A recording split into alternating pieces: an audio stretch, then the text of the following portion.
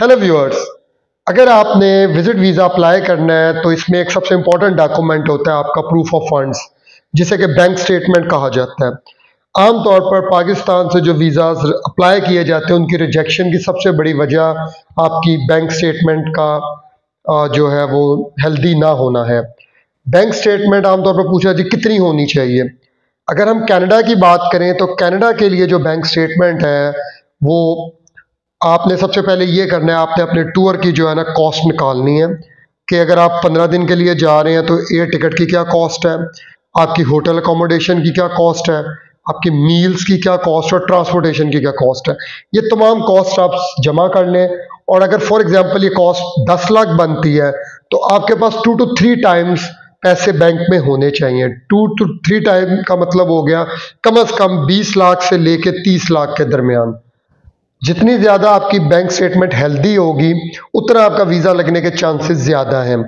इसमें आमतौर पर जो कॉमन गलती लोग करते हैं वो कहते हैं जी हमारी तो 2 करोड़ की बैंक स्टेटमेंट है, हमारी 3 करोड़ की बैंक स्टेटमेंट है। इनफैक्ट वो सिर्फ ट्रांजैक्शंस होती हैं। आपने ट्रांजैक्शंस पे खाली नहीं जाना, बल्कि आपके पास ये जो 2 to 3 मिलियन की हम बात करें ये एवरेज बैलेंस मेंटेन होना चाहिए एटलीस्ट फॉर 4 to 5 मंथ्स। इसके अलावा अगर मोटे लफ्ज़ों में हम बात करें, अगर आप अकेले आपने ट्रैवल करना है कनाडा के लिए तो आपके पास 12,000 कैनेडियन डॉलर से लेकर 15,000 कैनेडियन डॉलर तक होने चाहिए। अगर आपके फैमिली मेंबर साथ जाना चाहते हैं तो पर फैमिली मेंबर आप इसमें 3 से 4,000 कैनेडियन डॉलर ऐड कर लें।